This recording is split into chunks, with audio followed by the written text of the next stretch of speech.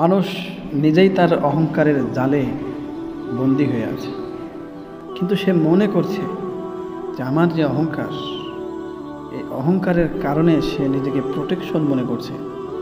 আমার অহংকার আমাকে বাঁচাচ্ছে খারাপ জিনিস থেকে, খারাপ মানুষ থেকে। সে এটা মনে করছে, কিন্তু এটা ভুল।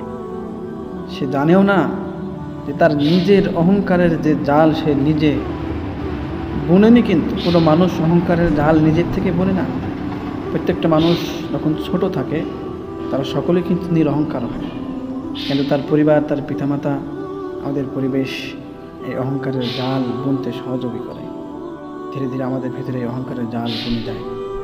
আমরা মনে করি যে এই অহংকার আমাকে, এই জাল আমাকে প্রোটেকশন দিচ্ছে। এই জালকে আমরা ছেড়তে চাই না, অহংকারকে আমরা ছেড়তে চাই না। আমরা মনে করি এই অহংকার আমাকে প্রোটেকশন করছে। কিন্তু প্রত্যেকটা মানুষ জানলে অবাক হবেন যে আপনার অহংকারের যে জাল আপনার ভিতরে বনে আছে, ওই জালের অহংকারের কারণেই, ওই জালের কারণেই আপনি নিজে পুড়ে শেষ হয়ে যাচ্ছেন, নিজের অহংকারে নিজে শেষ হয়ে যাচ্ছেন।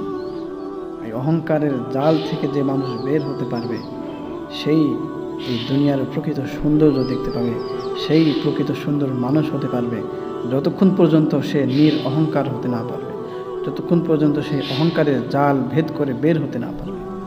আর ওই জাল সে নিজে যদি না ছেড়তে চায়, নিজে যদি বের হতে না চায়, পৃথিবীর কোনো মানুষের ক্ষমতা নেই যে তার অহংকারকে শেষ করে। কারণ অহংকার নিজেকেই ভাঙতে হবে, নিজেকেই ওই জাল থেকে বের হতে হবে।